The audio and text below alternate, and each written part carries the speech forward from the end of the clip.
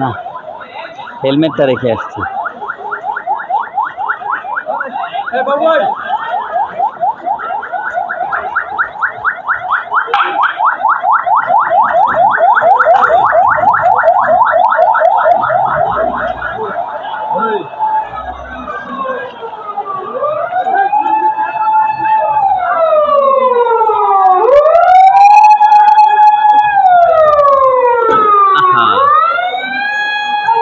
Ambulance এত জোরে যাওয়ার দরকার কি? না অ্যাম্বুলেন্স তো মারবে না, অ্যাম্বুলেন্স তো মারবে না,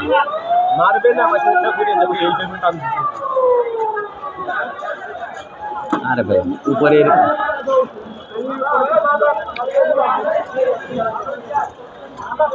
হেলমেটটা রেখে আসছে।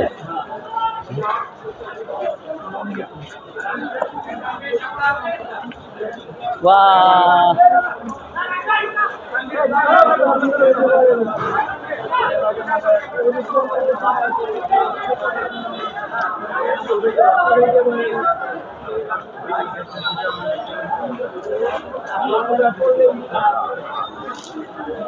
সরতে পারবেন তো?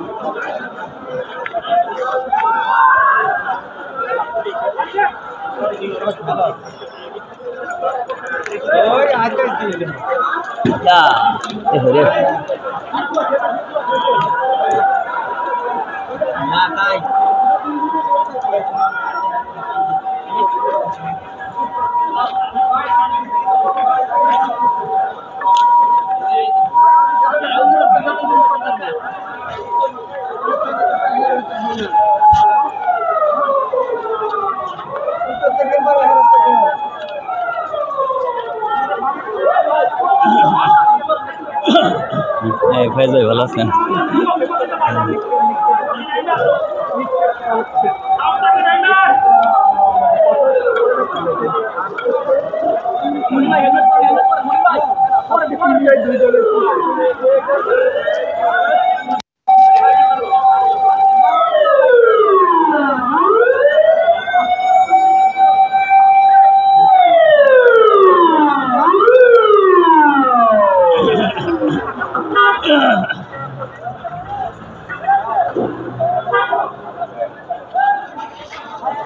ঠিক আছে,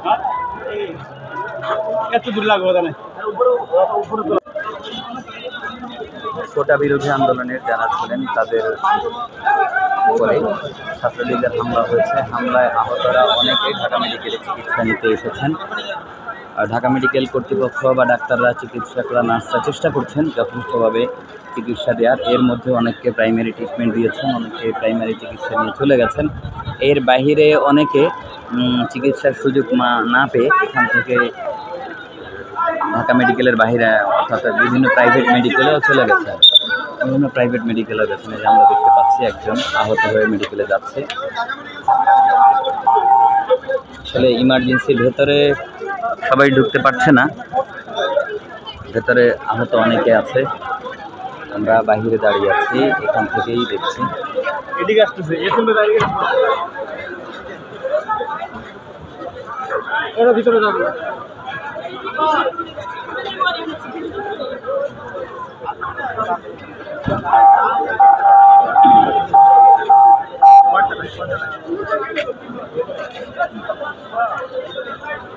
আটকে রেখেছে এমন কথা পিএসসি থেকে শিক্ষার্থীরা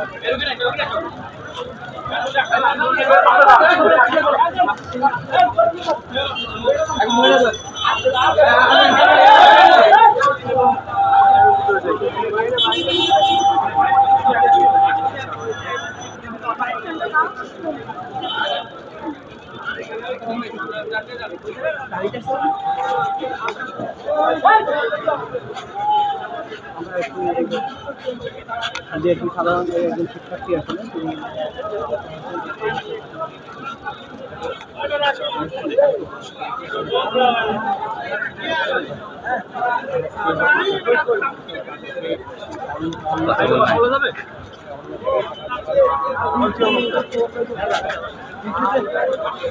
প্রথমে আমি নীল গাছ আসছিলাম, তারপরে রিক্সা নিয়ে গাড়ি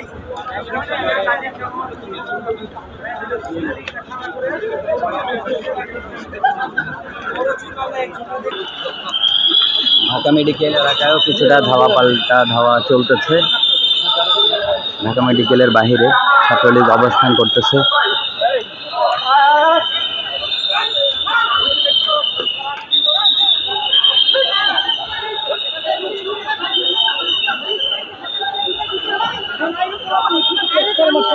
ঢাকা মেডিকেলের বাহিরে ছাত্রলীগ অবস্থান করতেছে। আপু আপনি ভেতরে চলে যান।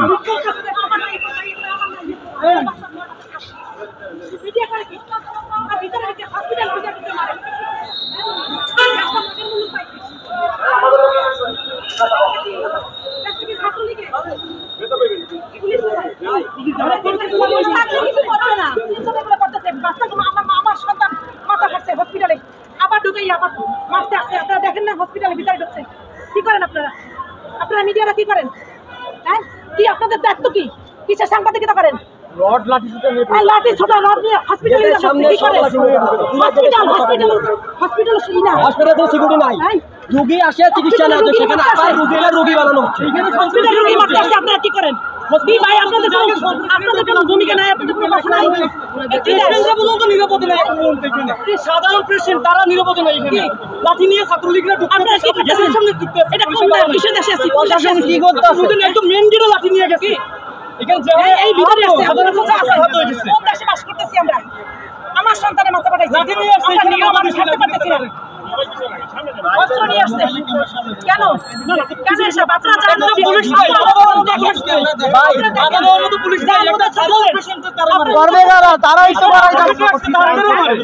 আপনি অধিক জানেন।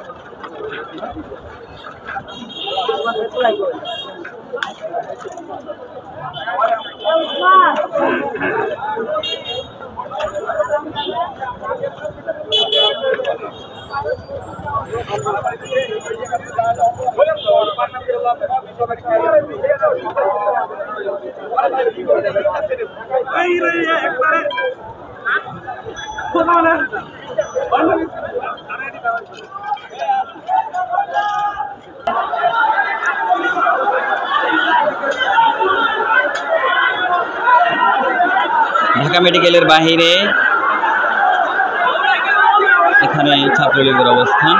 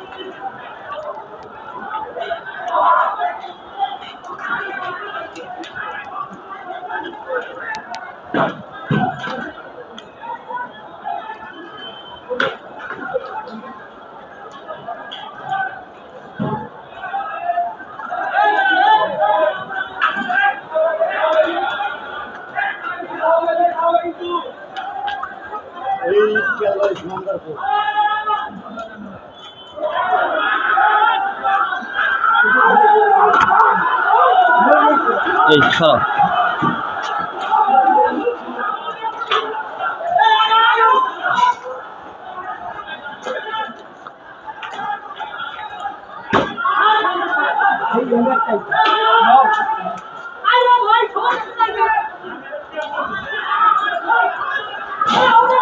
ওই পাশে কোটা বিরোধী এবং এই পাশে রয়েছে ছাত্রলীগ, ধাওয়া পাল্টা দেওয়া, পাটকেল নিক্ষেপ চলছে।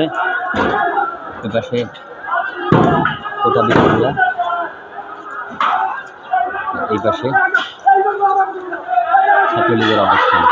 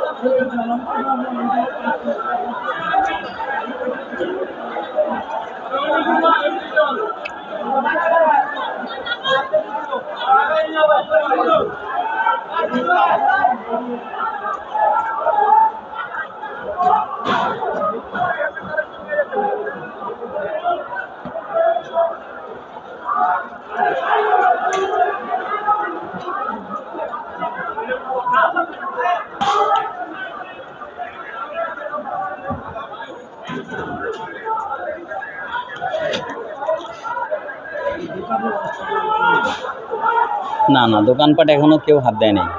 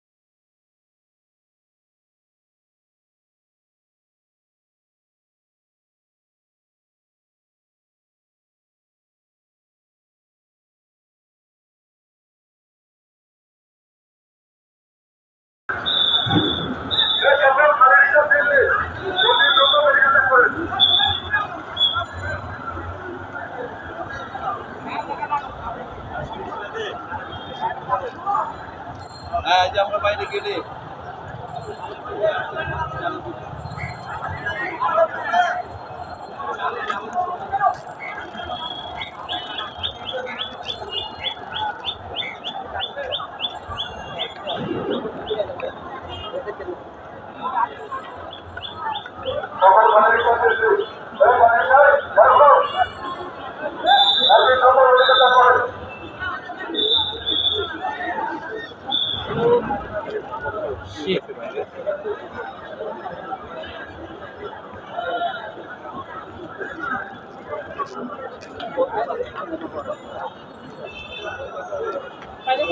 ঢাকা মেডিকেলের ইমার্জেন্সির সামনে প্রচুর ভিড়, ভেতরে অনেক আহত আছে। আহতদের কাছের যারা বন্ধু বান্ধব বা আহতদের সাথে তাদের অনেকের ফ্যামিলিও এখানে এসেছেন তাদেরকে দেখার জন্য।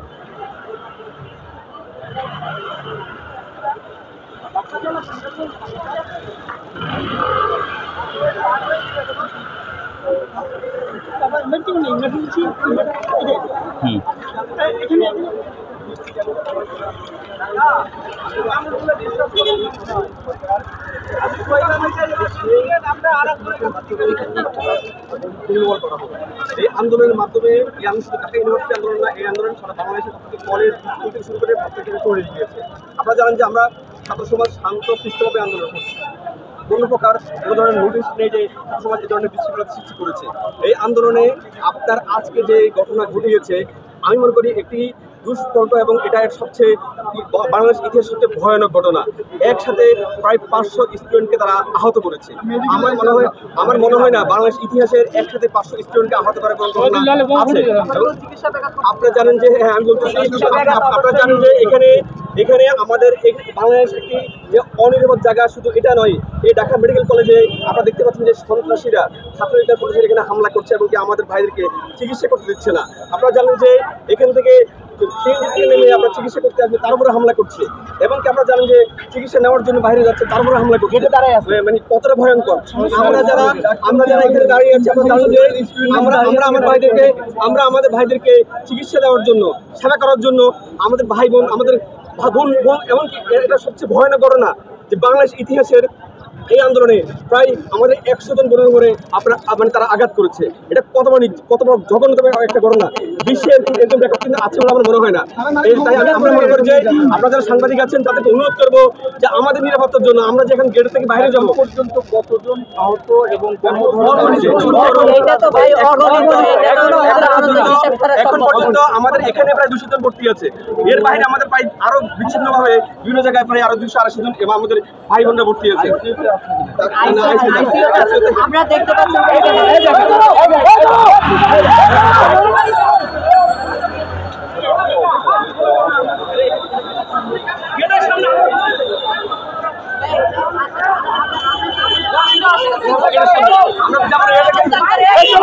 ভাই সামনে যায় না, আপনাদের যায় না, ফুল যায় না।